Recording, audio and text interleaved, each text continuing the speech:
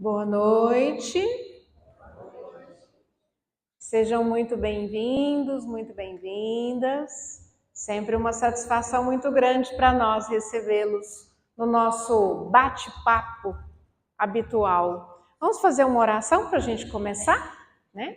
Sempre bom pedir um pouquinho de um bocadinho de proteção para a gente começar a trabalhar, né? Vamos fechar os nossos olhos.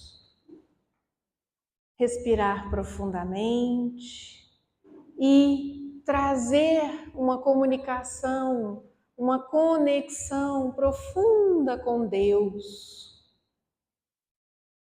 sabendo que Ele habita dentro de nós, nós pedimos a sua proteção, o seu cuidado, o seu envolvimento, para que o nosso coração esteja aberto a novos olhares, a novos entendimentos, a novas possibilidades na nossa vida.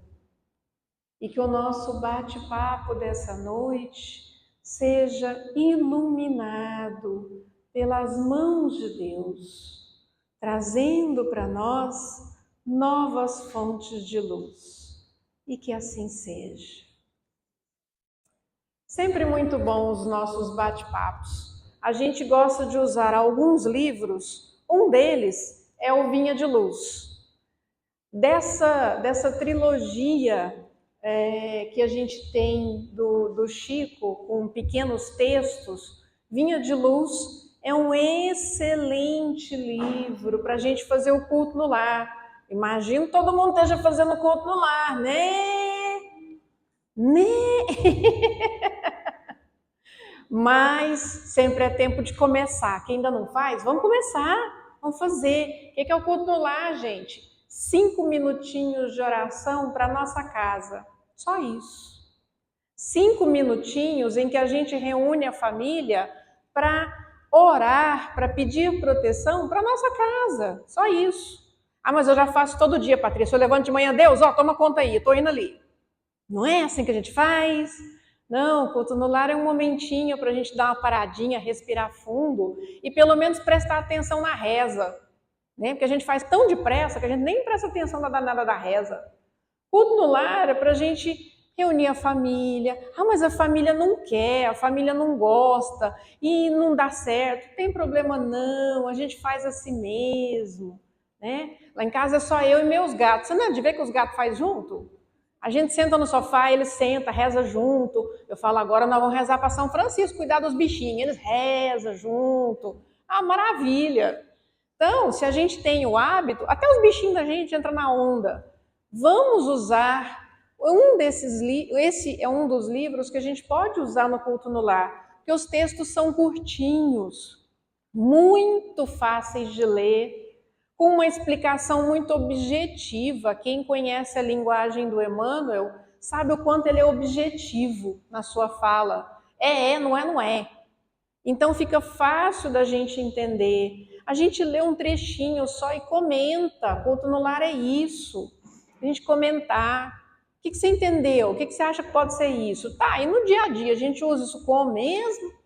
Trazer essas lições para o dia a dia, envolver as nossas crianças, os nossos jovens nesse momento. Isso é maravilhoso, tão gostoso ver os jovens participando das nossas palestras. E no culto a mesma coisa. Ah, eu posso usar esse livro também para dar uma lidinha antes de dormir. Porque como é que é a nossa oração na hora de dormir? Ai, nossa, amém. Porque o sono já pegou, né? Por que não dar uma lidinha num trechinho antes de dormir? Nos preparando para dormir. Vocês sabiam que na hora de dormir é um momento em que nós estamos mais vulneráveis espiritualmente falando? Em que nós podemos sair por aí fazendo coisa que não deve? Pois é, porque na hora de dormir o nosso espírito está livre, né? Ele está na felicidade. Então, se a gente não se prepara para dormir, a possibilidade dele sair por aí indo por uns caminhos meio tortos não é muito pequena, não. É meio grandinha. Então, se a gente faz uma leiturinha dessa antes de dormir, pronto, a gente prepara o nosso espírito para dormir. Ah, que mais? Eu tô com um amigo, uma amiga, um parente passando por um momento difícil. Presenteie com um livro desse. Com certeza essa pessoa se sentirá muito especial, porque você pensou nela para oferecer esse presente. Porque nele tem mensagens de ânimo, de reconstrução, de superação de desafios. Então, passada a propaganda, né, o nosso marketing para a nossa livraria, vamos ao que interessa. Hoje nós vamos falar do capítulo 30 desse livro, que se chama De Alma Desperta. O que é isso? Isso é um trecho, o Emmanuel tira sempre os textos dele de trechos dos evangelhos. E esse trecho foi tirado de uma carta que Paulo escreve para Timóteo. Todo mundo sabe aqui que Paulo foi um dos nossos mais produtivos escritores, né, sobre a vida de Jesus. Ele foi quem mais deixou textos sobre a vida de Jesus, porque ele escrevia para todo mundo, falando sobre a vida de Jesus, falando sobre os ensinamentos de Jesus. Então, as cartas de Paulo se tornaram a maior fonte que a gente tem dos ensinamentos de Jesus.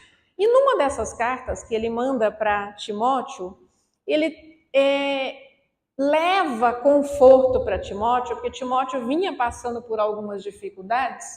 Então, ele inicia a carta falando que ele sente as lágrimas de Timóteo, do sofrimento, da dor que ele estava passando, mas, em certo momento, ele fala: por isso, te lembro, despertes o dom de Deus que existe em ti.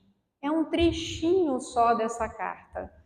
Como é que Emmanuel olha para essa carta e para esse trecho em específico? Ele diz que é indispensável muito esforço de vontade para não nos perdermos indefinidamente nas sombras dos impulsos primitivistas. Porque sim, nós carregamos ainda muitos desses impulsos primitivos. Né? Quem é que não está aí no trânsito, não dá vontade de dar uma buzinadinha? Né? Trânsito, eu falo que é o nosso maior tentador das nossas sombras. Quem é assim da minha idade, mais ou menos, nem precisa denunciar, não, faz de conta que é todo mundo novinho. Você lembra aí de um desenho que tinha do Pateta, que se chamava Senhor Volante? Lembra do Senhor Volante? O Senhor Volante era um moço dedicado, pai amoroso, esposa amantíssimo, levantava de manhã, lia seu jornal tomando seu café com seu filhinho, brincando com ele, dando beijinho na esposa, a coisa mais fofa do mundo. Quando ele entrava dentro do carro, era Deus na causa, ele se transformava num monstro, literalmente. Ele virava um negócio assim estranho, ele saía buzinando para as pessoas e xingando e botando a cabeça para fora. Assim somos nós, né? Quem de nós já não teve um momento de senhor volante por aí, xingando alguém ou pelo menos, meu Deus do céu, eu vou perder meu réu primário aqui hoje? Porque a gente ainda tem esses impulsos. Nós estamos nesse mundo para disciplinar esses impulsos. E é disso que o Emmanuel está falando. Quanto de esforço nós precisamos para domar esses impulsos, para não nos deixar levar por eles o tempo todo, senão a gente sai por aí senhor andante, não é nem senhor volante, não. Sai por aí brigando com as pessoas, xingando as pessoas, atropelando as pessoas na faixa, e ai meu Deus, e xingando o porteiro, e brigando com o vizinho. A gente sim traz dentro de nós não só a semente desses impulsos, a gente tem uma plantinha formada lá dentro. Porque em vários momentos nós somos instigados sim a trazer isso à tona, a mostrar o nosso lado mais feinho mesmo, Depois a gente fica numa vergonha, né? Uma ressaca moral horrorosa, né? Tenta consertar, mas só até a próxima provocação. Na próxima provocação, lá vamos nós outra vez. Então, sim, ele diz que nós precisamos de muito esforço para domar esses impulsos. Nós somos suscetíveis de longa permanência nos resvaladouros do erro, cristalizando atitudes em desacordo com as leis eternas. A gente repete tanto essas atitudes equivocadas, essas atitudes movidas por esse impulso primitivo, que elas se cristalizam, que elas se tornam permanentes. Quem é que já não falou ou já ouviu alguém falar assim: não, eu levanto todo dia mal-humorado, eu sou assim. Será que é assim mesmo? Ou será que a gente cristalizou esse comportamento? Será que a gente tornou ele tão repetitivo que ele passou a fazer parte da nossa natureza sem a gente ser daquela natureza? Tem gente que acha bonitinho falar isso. Não acordo mal-humorado, não conversa comigo não. Por que, bênção de Deus? Onde é que seu espírito estava a noite inteira? Para acordar nesse mau humor todo? Uai, né? Primeira coisa que a gente tem que raciocinar é isso. Lá no nosso lar não era. Para acordar bravo desse tanto? Não. Então, alguma coisa a gente já tem que repensar. Se eu acordo mal-humorado e isso é todo dia, ei, onde eu estou indo passear? Aonde eu estou me colocando quando eu me desdobro do corpo? Então, Patrícia, mas eu não controlo isso. Controla. Controla. Controla sim. Basta querer. E como é que a gente quer? Se preparando para o sono.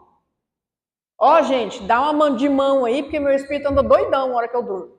Vocês dão uma segurada, amarrem no pé da cama, faz alguma coisa, mas assim, preciso controlar. Vou ler o Evangelho, vou ler o Vinha de Luz, vou ler a Bíblia de uma ponta na outra, vou rezar para todo quanto é santo que eu conheço.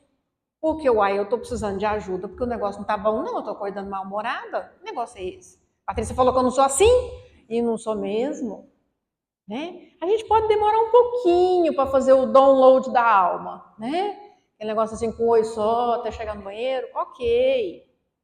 Mas a minha natureza, ela pode sim ser moldada conforme as leis morais. As leis morais é a melhor base que nós temos para nos moldar, para entender como a gente pode ser, no que eu quero me transformar, quem eu quero ser. Eu quero ser essa pessoa cristalizada, sou assim, nasci assim, vou ser sempre assim, Gabriela? Ou eu posso mudar? Ou eu posso me transformar? Nós somos seres em constante mudança. Constante. Graças a Deus. Todo dia nasce uma pessoa nova em nós.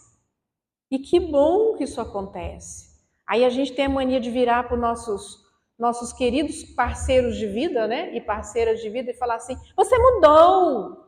Você não é a pessoa com quem eu me casei. Graças a Deus, meu bem. Que bom que não é. Porque a gente está mudando todos os dias mesmo. Estamos mudando juntos. Nós precisamos disso aqui para a gente mudar. Porque um incentiva o outro, um empurra o outro, ou no mínimo um cutuca o outro. Ei, hoje você não está bem não, né? Curuz! Dá uma olhadinha nessa cara, porque hoje não está boa não. Sim, nós precisamos uns dos outros para modificar. Aí Emmanuel continua falando para a gente. Em face da extensa e pesada bagagem de nossas necessidades de regeneração e aperfeiçoamento, as tentações para o desvio surgem com esmagadora porcentagem sobre as sugestões de prosseguimento no caminho reto. Gente, a gente tem uma orelha boa, o danado diabinho, que é um espetáculo.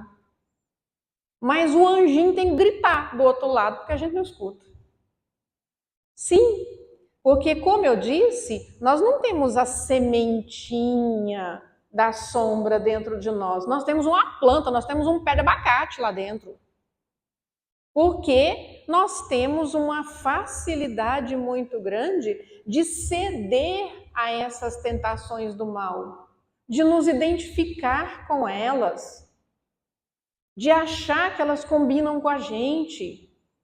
E porque não levo desaforo para casa, não, tá achando o quê? E eu saio por aí cheio de razão. E aí já dizia o nosso querido filósofo, né? Você quer ser feliz ou quer ter razão? Aí vem alguém e diz, eu quero ser feliz tendo razão.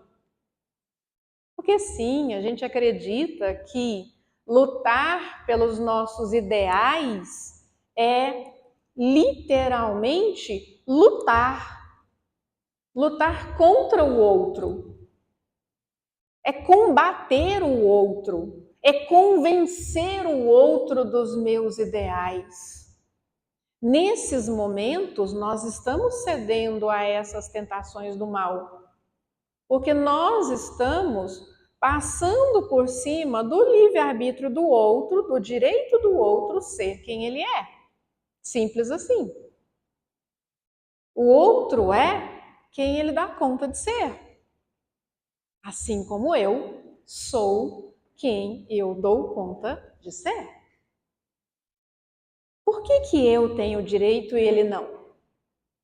Por que eu não dou ao outro o direito de ser quem ele dá conta de ser? Naquele momento, do jeito que ele consegue, o tanto que ele dá conta de oferecer, nem mais nem menos. Não, mas eu escutei lá na palestra que a Patrícia fez, que nós temos que melhorar, que nós temos que ser bons, e você vai ser bom porque eu estou mandando. Aí entra aquela historinha do dedo, né? Quando eu aponto o dedo para o outro, tem um monte voltando para mim primeiro. Eu mudar. E não tem exemplo melhor do que eu mudar. E não eu mandar o outro mudar. Nós que somos pais, que somos avós, que somos tios, que somos padrinhos, sabemos que se ensina muito mais pelo que nós fazemos do que pelo que nós falamos. Você vai lá e dá um discurso para o menino de meia hora. E em uma frase ele te quebra. Uai, mas você não faz assim? Uma hora ele desmontou todos os seus argumentos. Em uma frase ele desmontou todos os seus argumentos. Porque nós precisamos exercitar isso e não só falar sobre isso. Eu adoro aquele capítulo do Evangelho que fala do homem de bem. Naquele capítulo, se você conseguir colocar em prática umas 2 frases que tem ali, você já é anjo. Porque ali tem tudo que nós precisamos fazer para nos tornarmos seres humanos melhores. E o que a gente faz? A gente justifica que tem um diabinho e um anjinho falando no nosso ouvido e que não é culpa minha, eu só ouvi o que o diabinho falou. E o danado anjo gritando, gente.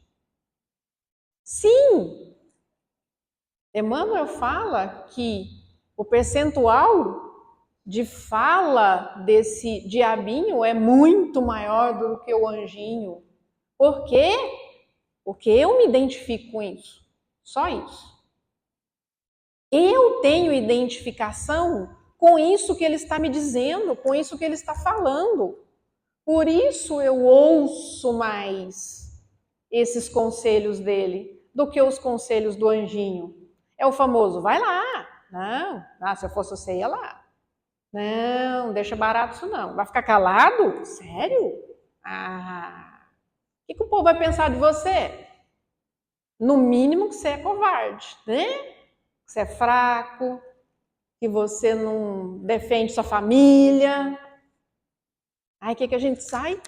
Jeitando as carças, vou lá. tomar uma satisfação. E a gente se perde. A gente se perde no argumento, a gente se perde na fala, a gente se perde de si mesmo.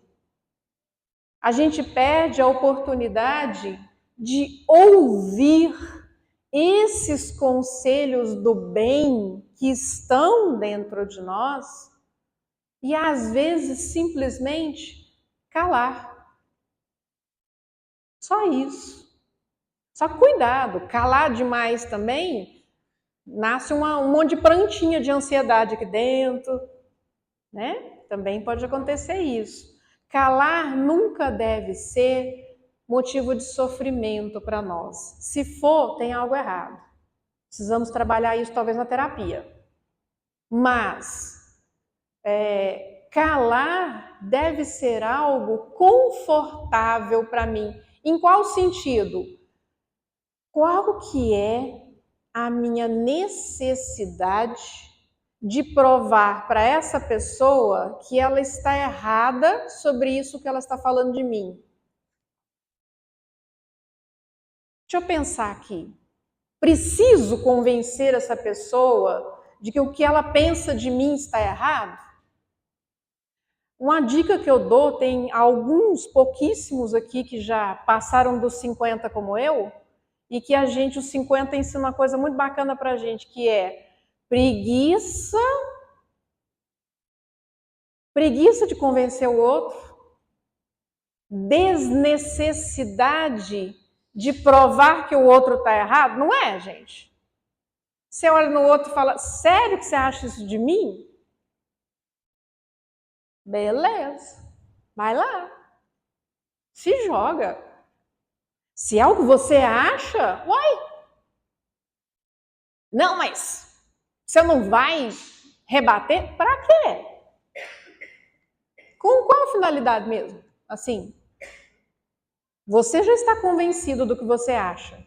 Se você está me dizendo, é porque você está convencido do que você acha. Por que eu vou perder o meu tempo, a minha energia, a minha paz para te convencer do contrário? Não, as minhas atitudes vão mostrar para você que você está equivocado. Não são as minhas palavras. Isso é eu ouvir o conselho do anjinho, o conselho do bem, as sugestões do bem.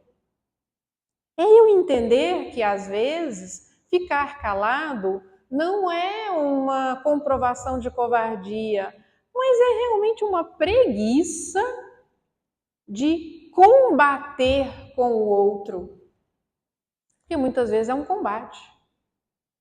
Muitas vezes vira um conflito, vira uma briga, vira uma inimizade, a gente para de conversar uns com os outros. Pandemia, em que ninguém podia encontrar com ninguém, o povo saiu da pandemia, nossa, agora nós vamos encontrar. Danou todo mundo a brigar. Por causa de política, por causa de religião, por causa de trânsito, por causa de opinião não sei de quê. Porque simplesmente a gente não permitiu que esse reaproveitar o nosso tempo fosse através das sugestões do bem. Eu fiquei lá a pandemia inteirinha reclamando que eu não podia encontrar com o meu povo, como é que o povo me proibia de encontrar com o meu pessoal. Quando eu posso encontrar com o meu pessoal, eu brigo com eles. Eu discuto, eu caço confusão, eu divirjo deles a tal ponto da gente perder o contato de novo. Agora a gente não encontra, não é mais porque a pandemia não deixa, a gente não encontra porque nós brigamos todo mundo. Acabou as amizades. Né? Aniversário da gente era com 30 pessoas, agora é você e os gatos, mas ninguém, porque acabou, foi todo mundo embora. Porque a gente cede a essa esmagadora percentagem do mal sobre nós. A gente liga a televisão, só tem coisa ruim acontecendo. A gente liga o rádio, só tem coisa ruim acontecendo. A gente vai para a internet, só tem coisa ruim acontecendo. Quando não tem, eu estou falando mal do outro. Eu estou implicando com o outro, eu estou inventando uma mentira sobre o outro. Quer dizer que a gente tem que se alienar e não ter acesso a nada disso? Não, não é por aí também não. Einstein já falou lá atrás, lá na infância dele, que quem inventou o mal foi Deus. Einstein que era ateu. Mas ele convenceu os professores dele de que quem inventou o mal foi Deus. Porque na visão que se tinha, e que às vezes muitos de nós temos, é que Deus inventou o bem, o diabo inventou o mal. Quem inventou o diabo mesmo? Deus. Não é? Se a gente for olhar na literatura, é. Mas Einstein convenceu as pessoas de que Deus inventou o mal porque se não houvesse o mal, como é que eu poderia identificar o bem? Como é que eu faria a comparação? E principalmente, com que objetivo eu procuraria o bem se eu não soubesse qual que é o mal? Não haveria motivo nenhum para eu lutar pelo bem, para eu desejar o bem, para eu querer ser bom, porque eu não teria parâmetro de comparação. Então, sim, Deus permite com que o mal exista para que eu persevere na busca do bem, para que eu tenha sempre no meu foco de final chegar ao bem, me tornar uma pessoa boa, me tornar alguém melhor. Vocês já sabem, eu sempre brinco aqui, né? Meu objetivo de vida é ser secretária de Jesus. Ponto. Vou demorar a chegar lá bocado, mas pelo menos o caderninho eu já tenho, né? Anotar os compromissos de Jesus. Porque é minha meta. Vou chegar lá daqui umas 1.200 encarnações, por aí. Mas é meu foco. Vou chegar lá, não interessa quanto tempo eu leve. Vou chegar lá porque esse é o meu foco de evolução, de me tornar boa o suficiente para ser secretária de Jesus. Então, por que nós não podemos também ter essa meta na nossa vida? Quem eu quero ser? Como eu quero ser? De que forma eu quero chegar lá? Aí ele continua falando que o homem sofrerá tentações, que cairá muitas vezes, que se afligirá com decepções e desânimos. Isso ninguém tem dúvida. Todo mundo, está óbvio isso. Entretanto, é imprescindível marcharmos de alma desperta na posição de reerguimento e reedificação, sempre que necessário. Aí vem o significado do título desse capítulo, de alma desperta. O que é isso? Eu estar consciente do que eu quero, de onde eu quero chegar e de como eu posso chegar até lá. Simples assim. Na prática, isso é um bocadinho mais difícil. Não é simples, não, e ninguém diz que seria. Eu acho bom que a hora que o povo que a gente reclama, né? Ai, mas, nossa, meu Deus, ninguém avisou que seria tão difícil assim. Mas alguém avisou que seria fácil? Também não. Então, estamos empatados. Bora parar de reclamar e caminhar.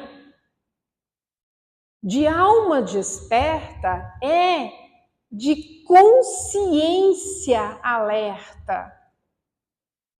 É de atenção focada. Quando der a vontade de brigar no trânsito, eu mostro o dedinho para a pessoa. Né? Hoje eu ri demais porque eu fui passar num cruzamento e realmente eu não vi um motoqueiro, aqueles pontos cegos que o carro tem, né? E eu parei quase que em cima dele, apesar que eu estava muito devagarzinho. E eu parei e ele olhou para mim e eu só fiz assim, desculpa. Ele olhou para mim e balançou a cabeça, que eu acho que até o cérebro dele mexeu lá dentro. E eu falei, gente, olha a necessidade que a gente tem de mostrar o erro do outro, né? Olha como você errou comigo. Olha como você foi mal comigo, como você foi ruim comigo.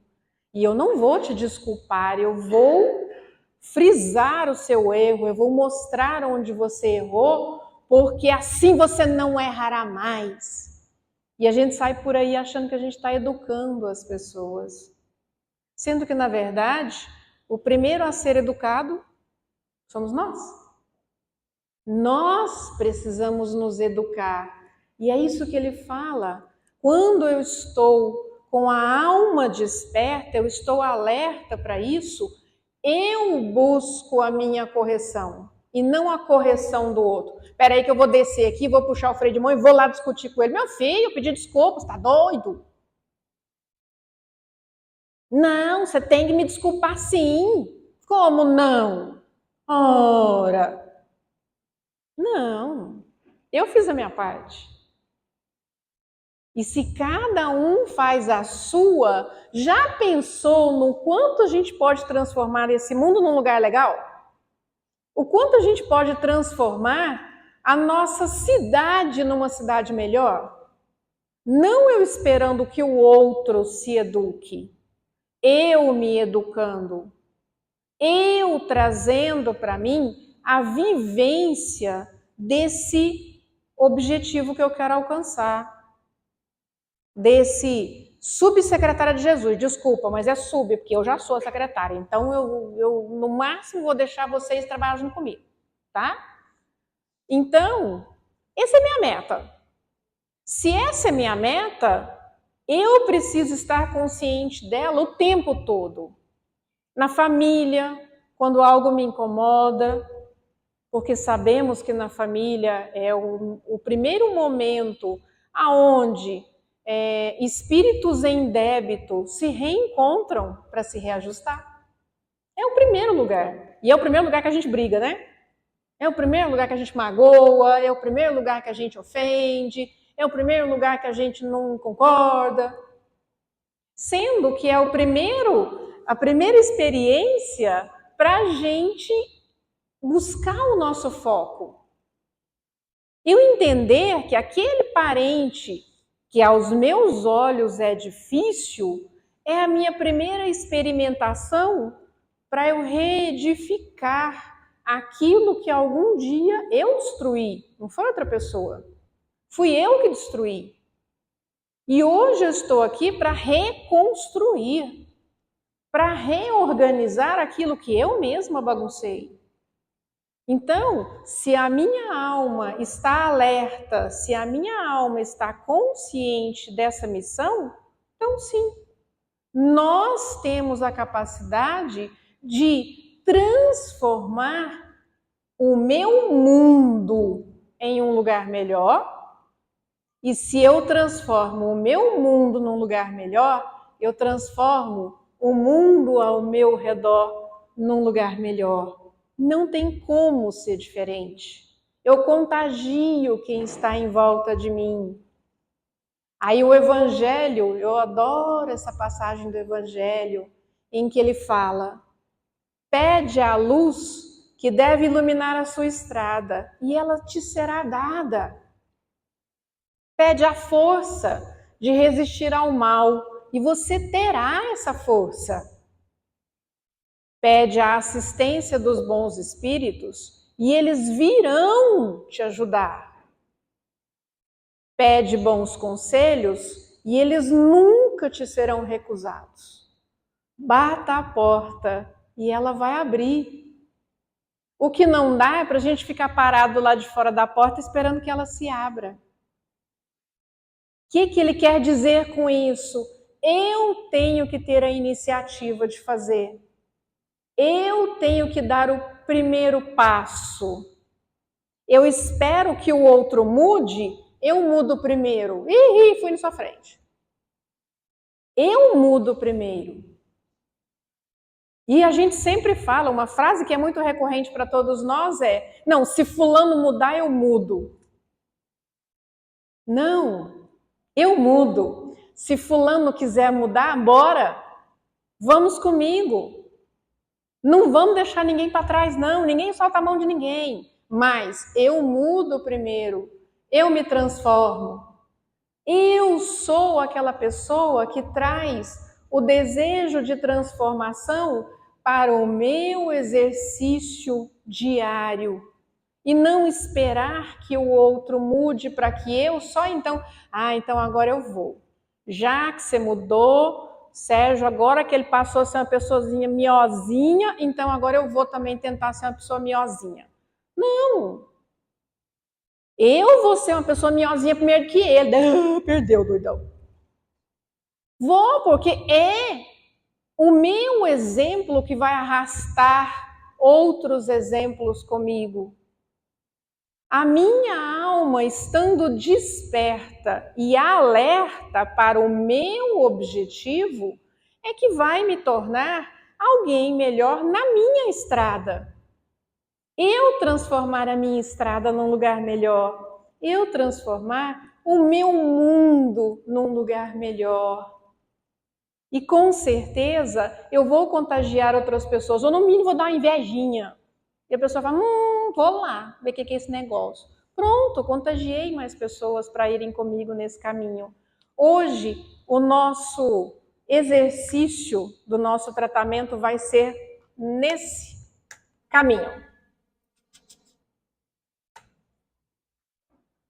Nós vamos buscar uma meta hoje. Vamos construir hoje a nossa meta de como nos tornarmos auxiliares de Jesus, já que eu sou a secretária, já passei na frente de vocês. Então, nós hoje vamos construir a nossa meta de como chegaremos lá. Quem se sentir confortável, quiser olhar para esse lugar, que é um lugar que nos leva a uma transcendência de energia mesmo, é um campo de girassóis. Olhem para esse lugar, fechem os olhos. Peço que já deixem as perninhas um pouquinho mais afastadas, porque daqui um pouquinho os médiuns vão fazer o passe. Vou colocar uma musiquinha para nós.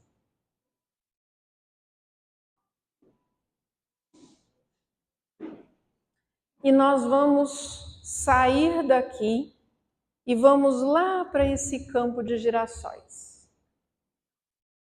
Se imaginem levantando daqui em pensamento, caminhando aqui pela saída do fundo do auditório, e nós vamos chegar num campo de girassóis. Nós vamos chegar num lugar onde a natureza se conecta profundamente com cada um de nós.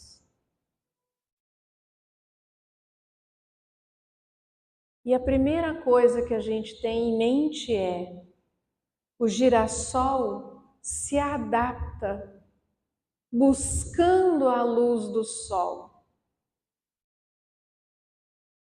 Então eu me adapto, buscando a luz de Deus. Nesse momento, eu me coloco caminhando por entre esses girassóis e vendo lá na frente a estrada que eu preciso percorrer para chegar naquela pessoa que me espera lá na frente. Quem é essa pessoa? Eu mesmo. A minha melhor versão. O melhor ser humano que eu posso me tornar. E à medida que eu faço esse exercício, os médiuns vão nos ajudar nele, fazendo o passe com a gente.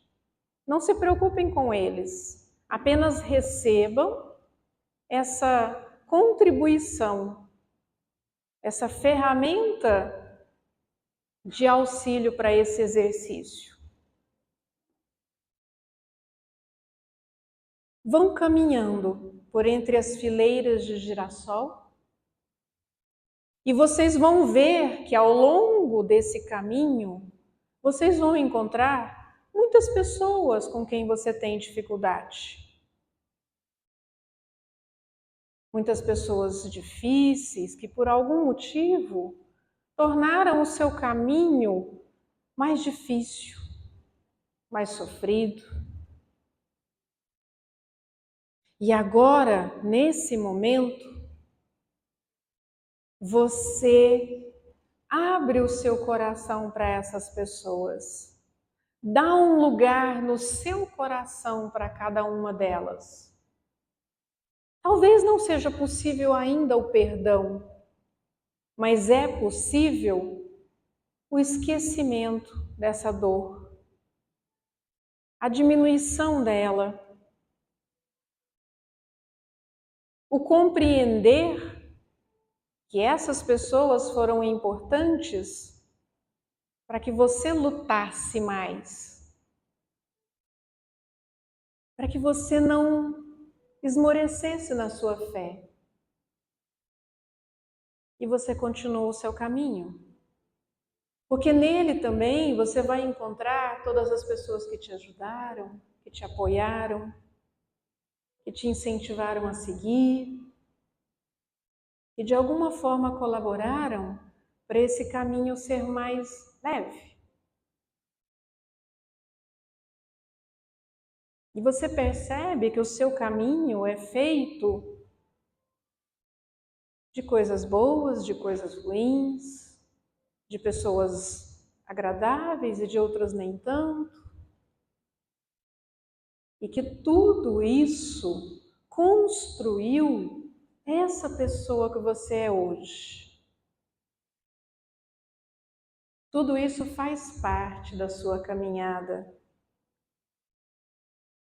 E isso te dá ânimo para seguir em frente. Porque lá na frente você continua vislumbrando a sua melhor versão. O melhor ser humano que você pode ser. E é lá que você quer chegar.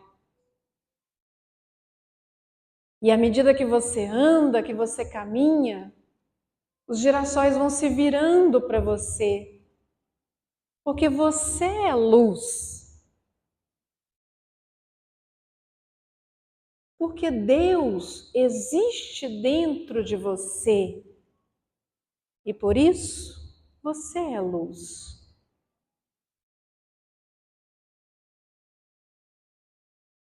E caminhar faz com que você busque ainda mais essa luz que está dentro de você. Cada um de nós recebe como presente um girassol. Nós ganhamos um. E ele representa a nossa perseverança nesse caminho. Ele representa a luz que nós somos e que perseveramos em continuar a construir. E nós vamos voltando para cá, devagarzinho, entrando ali pela porta dos fundos do auditório e nos sentando no nosso lugar novamente. Esse girassol, ele traz para nós pequenas gotas de remédio que nós precisamos para aquilo que esteja nos afligindo. Nós vemos pétalas dele cair sobre os livros de vibração, sobre todos os nomes que foram colocados ali, sobre os copinhos com água que serão oferecidos e sobre os nossos passos que nós levaremos para casa. E agora nós temos um novo propósito. É aquele ser humano que nós queremos alcançar. Eu já tenho ele na minha tela mental e na tela do meu coração. E é lá que eu quero chegar. Não importa quanto tempo eu tenha nessa vida, afinal de contas o Espírito é eterno. Então eu terei todo o tempo para chegar lá. Mas a minha caminhada começa hoje. Hoje eu dou os primeiros passos na direção dela. E com certeza Deus estará comigo, com cada um de nós. E com esse novo propósito no nosso coração, nós fazemos juntos, a uma só voz, a prece que o nosso Mestre Jesus nos ensinou e que confirma esse desejo. Pai nosso que estais nos céus, santificado seja o vosso nome. Venha a nós o vosso reino. Seja feita a vossa vontade, assim na terra como no céu. O pão nosso de cada dia nos dai hoje. Perdoai as nossas ofensas, assim como nós perdoamos a quem nos tenha ofendido. E não nos deixeis cair em tentação, mas livrai-nos de todo o mal. E que assim seja, e que o nosso Mestre Jesus esteja com todos nós por todos os dias. E que assim seja. Muito obrigada a todos, vão com Deus.